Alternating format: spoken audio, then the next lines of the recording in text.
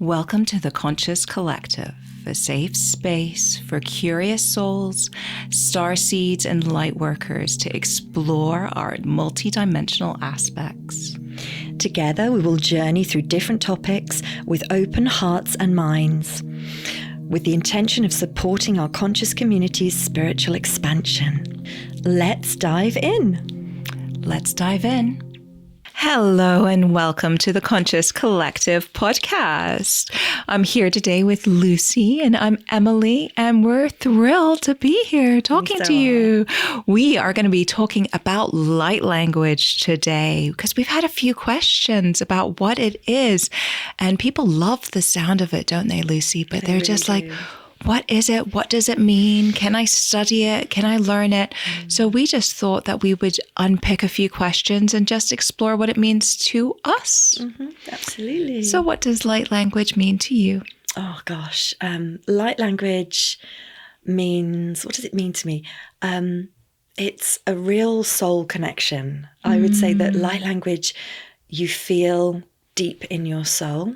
And actually, a little story, I was in a shop recently saying hello to a beautiful friend, and one of her colleagues in the shop, we got to talking on the subject, and I don't believe she'd ever heard it before, actually. I think that was the first time her ever hearing light language, and she felt she felt it really deep down. I'm putting my hand here because, it really does cause a bit of an emotional response the first time you hear it. Because just you saying that's making me need to breathe away. More deeply, and kind of, because it does. It really does. And what came through was that we all know this language, this light language, a language of light, because we all come from this same source. And so light language really does unite us, because we all resonate with the frequencies that come through, because those frequencies are from a place where we're all connected. And so even if, nobody can, when you first hear light language, understands it on an intellectual level. You can't translate it in the beginning when you first start hearing it or working with it. But you have this remembering, this emotional connection to it, and this remembering. And so that's why I think when you're listening to light language, the best advice I give people is to just clear your mind and not try to analyze the language with your mind or translate it, because naturally that's what your brain will go to do. It's totally natural to do that, isn't it? To think, what does that mean? But actually the way you receive light language is through your heart. So I would suggest that whenever we're channeling light language, or if you're listening to any other light language from anybody else, is to calm your mind first, set the scene as it were, and open your heart to receive the light codes. That's what I would say. So that's my kind of, what does it mean? It means a way of connecting to other people on a soul level. It's a way of connecting on a soul level, I would say. How about you? Yeah, so light language came through for me when I started to do Reiki properly. And I made really unusual sounds. So I was quite uncomfortable with it to begin with. Yeah. But everyone just loved it. And so from that, I kind of see that it creates a resonance and just like a healing frequency. So I see it as sound healing. Certainly can be used as sound healing, I guess. And I think when you hear it, there is a connection that's much bigger than anything you can ever explain, but it's something, it can perhaps bring out that longing, longing to remember, or longing of that pure connection of just quite a lot of happiness and maybe an easier time. So yeah, I see it as just, it creates space for some healing to happen and to bring more coherence to the whole form. So the body can just function better when we bring it through. But it's just quite joyful. I've never spoken light language and not felt better for having done it. It's amazing. It lifts your frequency. Oh, so quickly. This is what I. And then it just wants to flow out all the time. Like, you know, it just wants to come out. And the more it does, the less you think about it. And it definitely lifts your frequency. And I really advise anybody who is playing around at the early stages of light language. I don't think I really appreciated that in the beginning. I thought it was communication from my guides, a way of my guides communicating. Okay, but I think like something that you needed to translate then? Or just how they spoke to you? Something that I at one point in the future would like to have translated, but I didn't put pressure on myself. But yeah, you're right. So like left brain, isn't it? Like a communication, a way of communicating. But what also, same as you, it also came through in so many healing sessions. And it came through then as a way of sending through healing codes through the light language. So I think, yes, it's communication on a soul level, it's healing codes. So there's lots of things that can come through and lots of ways it can be used. But when you do communicate and you bring light language through, it's definitely working with your frequency and aligning your frequencies with that higher vibrational source energy, because you feel that loving, blissful, everything's okay feeling when you connect with light language. It's totally blissful. And that's why Emily and I do feel really passionate that we want to bring more of it through on this platform and in everything that we do, because it really does help heal and bring people into this beautiful place of bliss and love. And the lovely, wonderful soul family that came to Avebury with us, we were channeling a lot of light language, lots of very high vibrational frequencies. Yeah. And everybody was kind of speechless at the end, because you just get into this frequency of just pure bliss and calm. And it's beautiful. It is a little bit of a portal. It does take you somewhere else, doesn't it? Yeah, I think it connects you. Yeah, deeply without a doubt. To our soul families and whoever wants to come through. It's a way of connecting, isn't it? It is. And, you know, I think discernment's so important. And when people listen to it, there'll be different ones that will be attracting people more than others. And I think that probably has to do with their kind of soul origin, like for what they need to learn in this lifetime. That's probably relevant. Frequency resonates. Different frequencies resonate with different people. And I think definitely pay attention to which frequencies you really feel. Which ones strengthen you and which ones maybe not so much, because how you feel is the most important thing. And I think it's probably telling people, if you're listening to somebody and they're channeling the dragon energy and dragon frequency, and you really feel, gosh, like an emotional response to that, if it makes you feel really good, that's telling you something. Is it that you need to connect with your dragons? I was watching a program recently where this guy was saying how he had this previous life where he was a dragon. I mean, how wild is that? And he totally thought he was kind of making it up when it came through. But as with all of us, there's so much proof that then gets presented, and he's gone down that path, and he knows for sure. He's been guided to other people that shared that experience with him, which is just incredible. So always be open with light language, I think. Yeah, and I think we should pause on that for 1 second, just because I think a lot of people are waking up now, and a lot of weird and wonderful things are going to come through for you. And if you can voice note them for yourself, fantastic. If you've got a spiritual buddy you can share them with, fantastic. If you can journal about them, vlog about them, however you want to encapsulate them, I think it's really important, because then it documents it, because you will forget, because so much information will come through. It's like you're given a drop, but the whole world was inside of that drop. And then I think both of us will watch Gaia, or we'll watch something on television or listen to a podcast, and all of a sudden they have had exactly the same experience. And I'm like, what she's describing is the healing chamber that I've been to so many times. But actually, it was on a craft. Like it was on a spacecraft. And it's just kind of like, Well, all the signs were there, Emily. You were looking out into space. You were in these kind of big chairs. You had like a whole classroom kind of to the left that got opened up for you. But it just didn't quite click because the content of what I was healing at that time and what they were trying to share with me, I guess they knew I'd be distracted, and they probably didn't bring themselves through too much because, again, they didn't want it to distract me or confuse me or anything like that. But do share these things, because the more you kind of listen to our stories, other people's stories, you're going to go, oh, that's happening to a lot of us, because it's available to happen to all of us. And I think it's a further development of synchronicities, isn't it? You know, when we first have our sort of spiritual awakening, we're seeing angel numbers, and that's the universe's way of showing you that you have this two-way communication with things through the veil, beings, you know, loved past loved ones, you know, that there is more to just this 3D reality, that there are other realms and other ways of connecting. And it's sort of showing you that through synchronicities of numbers.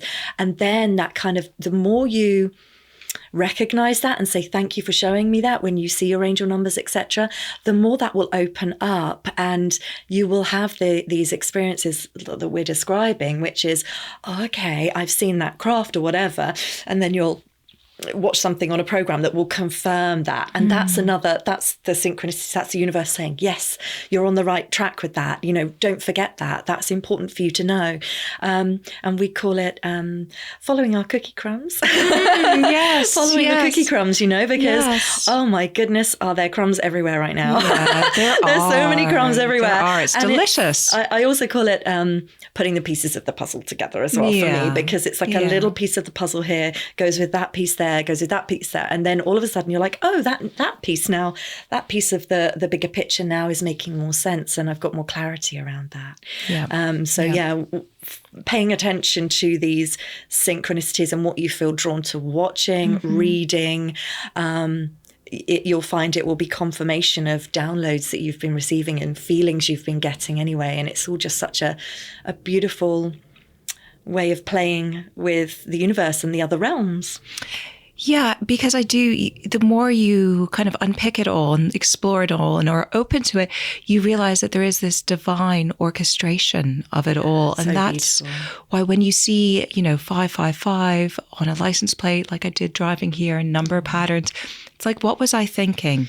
Always kind of question yourself, because so much of this is mindset. What was I thinking?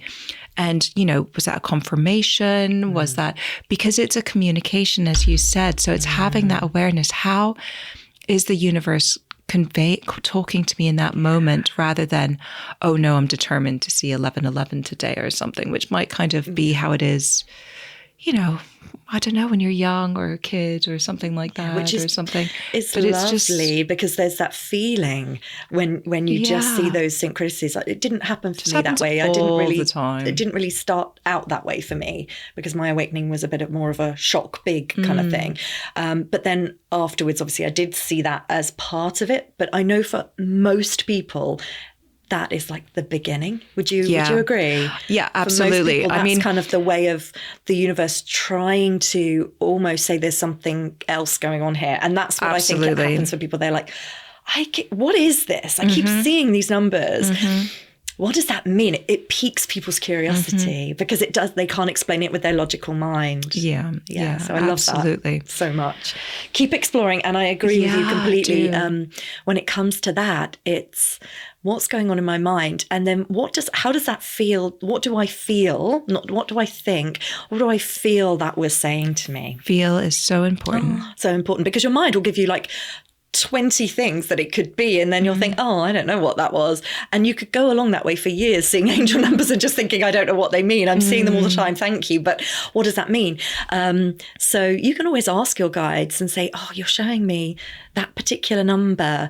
Okay, give me a feeling, give me a sensation, give me an understanding as to what that means for me. So because really it is that two-way conversation, starting with your guides. And on a higher level, it just simply means you're in alignment. You're just aligning to yourself. You're coming into your own frequency. To a higher vibration, do you think? I think most people see it when they're in a higher vibration. But that's interesting to explore, actually, isn't it? Yeah.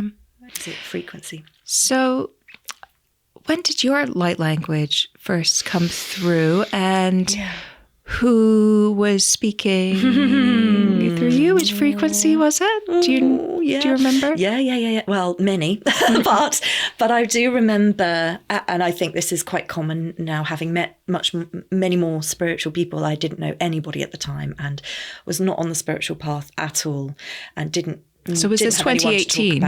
This was more like end of 2019, beginning of 2020. Right before the pandemic. Okay. Yeah, right as it was all kind of kicking off. I had many things in the past that I didn't realize were part of my awakening, but now I look back and I'm like, oh God, yeah, it was happening for years. And lots of people say to me, oh, I'm just so not surprised that you're in this work, Lucy. It's so you. And I think, gosh, really? I didn't see myself as a spiritual person at all. So, but anyway, I was definitely more on the mindfulness path, but which leads you to this. Which it did. It quietened my mind, and then allowed this opening for everything to come through. Allowed you to tune in. Yeah, and I didn't realise I was tuning in because I didn't realise there was anything to tune into. Genuinely. But anyway, so once I realised that I had that level of belief that there was something else going on and other things going on, then it just really opened up. And what would happen is I would sit in quiet, I wouldn't say deep meditation at all, just in some quiet time, which obviously I had a lot more of in the pandemic.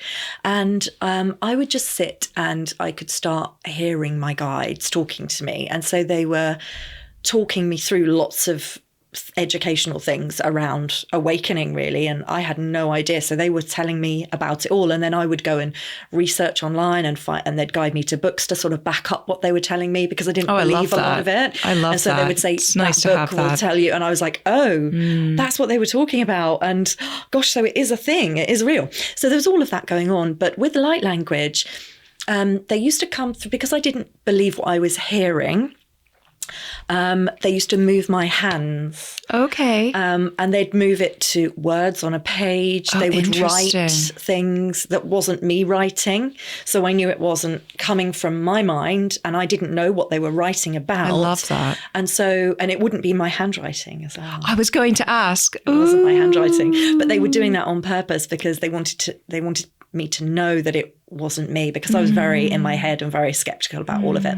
But with that moving of the hands came the hands moving in these beautiful, in the beginning it was very slow. They started with my hands going like this, and I was like, ooh, I'm not moving my hands like this. This is really weird. But then they would be doing all of this kind of, and I remember sitting there thinking and saying to them, that's really beautiful. Thank you. What was it? And I thought it was just, they were showing me that it was them through me, and it was very beautiful. I was like, because it feels nice doing it, doesn't it? It felt lovely, and it was pretty. And I went, and this is how I knew it wasn't me, because my hands didn't know how. I didn't know how to move in that way. I had never seen anyone doing that. Yeah. And so it was lovely. But I remember giggling and saying, "What was that? Thank you." And I had a deck of cards at the time that said, the language of light, I think, is the deck of the cards, the language of light. But it wasn't, the deck of cards wasn't about language, but it said the language of light or something on the deck of cards. It's perfect. And they were showing me, and they pointed again, used my hands, and they were like the language of light. And I was like, oh, okay. And then obviously after that, I must have got drawn to confirmation out in the world somewhere. I think it was on Instagram or something. I was like, oh, I think that's what they were doing with my hands. It was all of that. And then... And then one day I used to sit with my guides around this time, and they would just come through me and do activations of things that I didn't really understand, but I just allowed them. I think I'm quite a simple-minded person. And I think that sort of, you have to be a sort of successful channel. You have to just go, okay, you can just do what you want to do and trust them. And I had this level of connection with them where I just really, truly trusted them. They showed me how to protect my energy. They showed me that I had a protector. That's helpful. I felt like I had this level of trust with them. And then they activated my light language one day, and they said, that's it, you can now do this light language. And I was like, okay. And I remember just one evening, all of a sudden it just came pouring out of me, like properly coming out. And I was like, okay, that's that's that then. I didn't know what to do with it for years, but that's kind of how it came about, Emily, for me. Very funny. Oh, way. That's beautiful. It was a bit random, beautiful. but yeah, it was lovely. And the good thing about light language is there's nothing scary about it. It feels so beautiful when you're channeling. It's energy, it's frequency and codes. It feels elevating. Beautiful. Yeah, you just feel like you're walking on another cloud, don't you? It's just so beautiful. Tell us about how it all started for you, my love. I feel like I've touched on this before. It was a little bit in Avebury when we first went in 2023. And then it was definitely through Reiki. And then I remember I was in Turkey last year and I was messaging you. I'm like, the mountains are talking to me. The mountains are talking to me. And you're like, oh, don't worry. When I went to Spain, they were talking to me too. I was like, okay, fine. This is where a spiritual buddy comes in really handy. So helpful. So helpful. So helpful. And so then I was, I just got in the water and my throat had been like really painful that morning, which you kind of know is a bit of an ascension thing, because I was like, there's no reason for my throat to be sore and raw. And then I jumped in this just Aegean crystal blue sea. Gorgeous. And just, I'm sure it was dragon energy that just started to flow through. And I thought, I'm going to have to swim further away from my retreat guests. Otherwise they're going to think it's day 2 and this woman's gone bonkers. But it was like sacral chakra and it was just this gorgeous thing. And I just wanted it just to come out and out and out and out. And now That's lovely.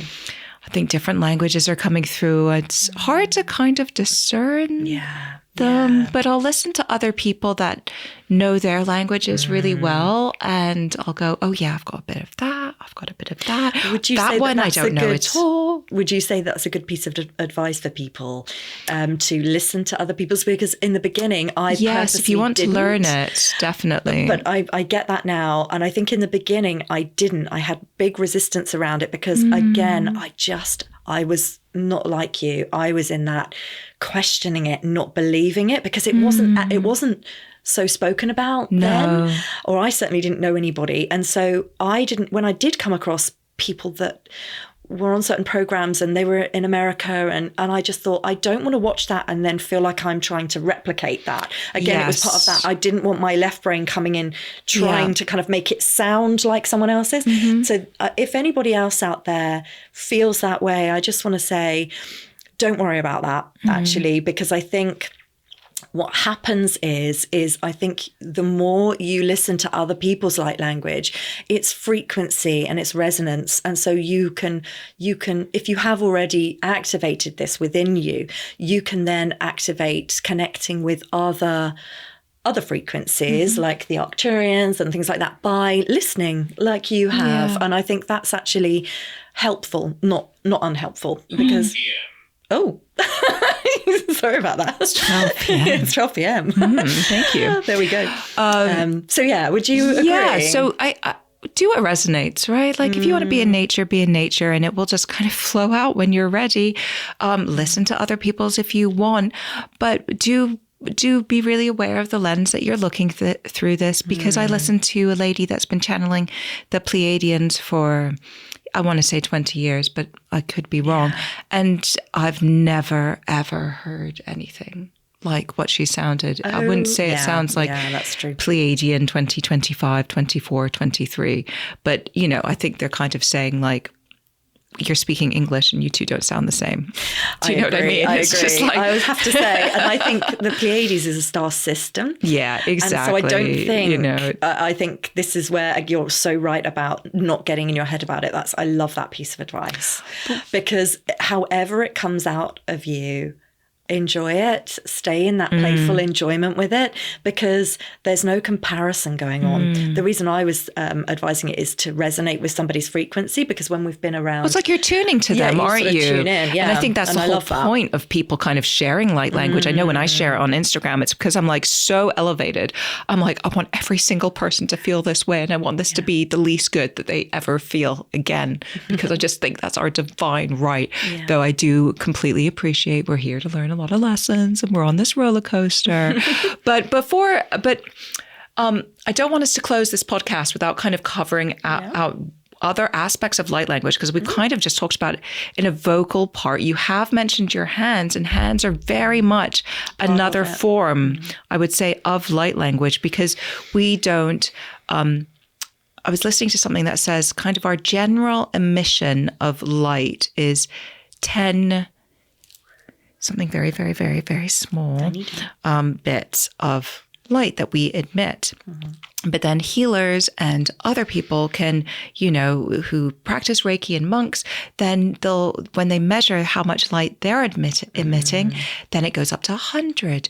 10,000, some people up to 1 million. So we're moving our hands, and of course we're moving energy of that person's body, but we're probably emitting light codes as definitely, well. Out of our fingers. So we have chakras on our fingers and palms. And so when we are doing the light codes like this, certainly when I'm doing it in healing, I notice it especially. I can see little codes going into someone and I'm pushing them in. Oh, that's so I'm drawing beautiful. The codes Is that what like I'm doing? Yeah, I know. It took me a while to figure it out. I used to just do it. Guys on this, is there? No, but this is why we're doing it. This is why I wanted to bring it up.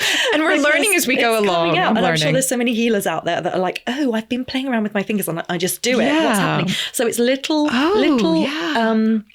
symbols, I would say, tiny little symbols all pouring out like that makes code, so much sense. Like kind of computer coding. Matrix coding. Matrix-ish, but more kind of in the codes you see people drawing, this sort of little like squiggly triangles kind of... or squiggles. No, less sacred geometry, more kind of little squiggles for me, but then it could be different for everybody. The kind of little swirly, switchy, oh gosh, I can see them all now. And so there, and then I push them down into the chakra part of the body. And, it's just, we can't get in our heads about how that works because our brains can't quite get their heads around that. No. But it makes sense. It does make the more you kind sense. of go down these rabbit holes, the more it makes sense.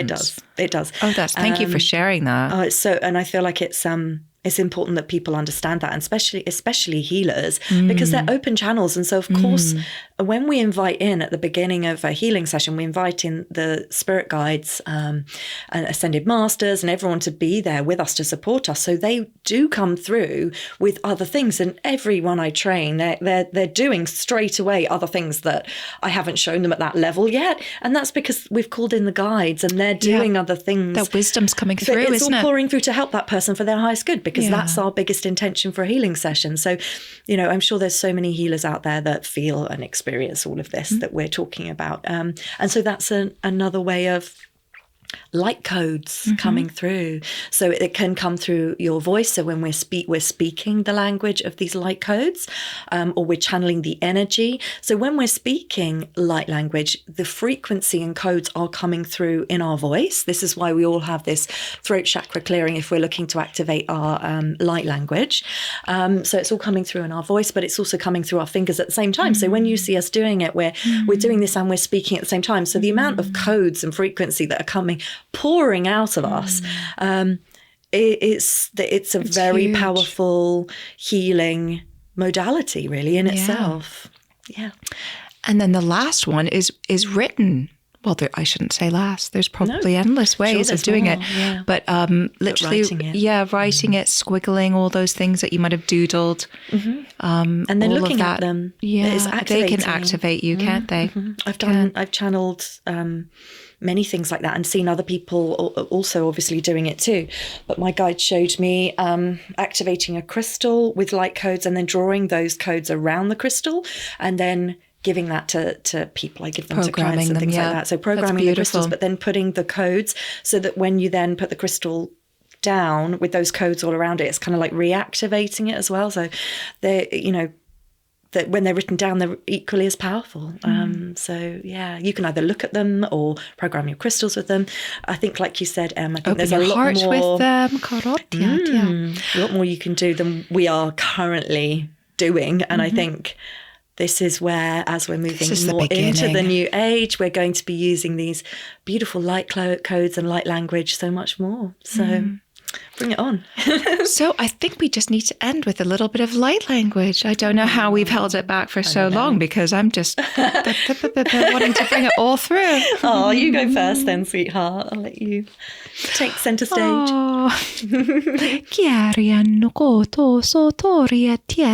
Should we do a little bit for the heart? See how you feel. See how this makes you feel. Just dropping into your heart center. Just allowing your heart, those flows of energy to come up.